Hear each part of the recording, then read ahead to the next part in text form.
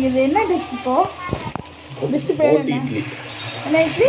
போட்டி இட்லி. எப்படி இப்படி தோணுது? எனக்கு என்னன்னா எனக்கு என்ன ஒரு பிரச்சனை, இட்லி காலி ஆயிடுது அது ஒன்று.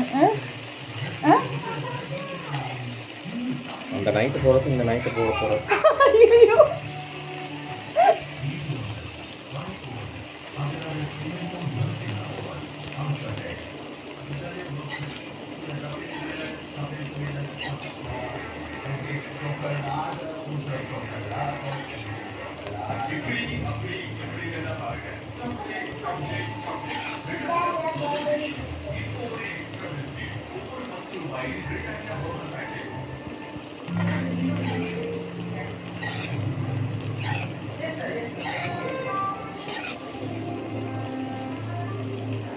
வீட்டில் இருக்கிற மிச்சம் மீதியை வச்சு செய்யறதுன்னு வச்சுக்கோங்க.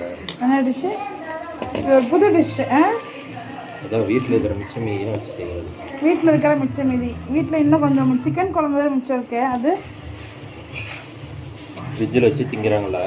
ஆமாம். அதுக்கு பதிலாக இப்பயே தின்னுறது. ஃப்ரெஷ்ஷாக ஒரு வாரம் கழிச்சு திங்கிறதுக்கு பதிலாக இப்பயே தின்னுறது.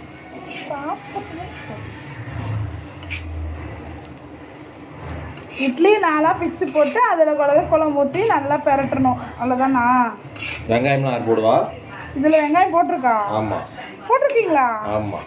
ஃபஸ்ட்டு கல்லெண்ணெய் ஊற்றணும், அப்புறம் வெங்காயத்தை போட்டு வணக்கணும், அதுக்கப்புறம் இட்லியை வந்து போட்டு பெரட்டணும்.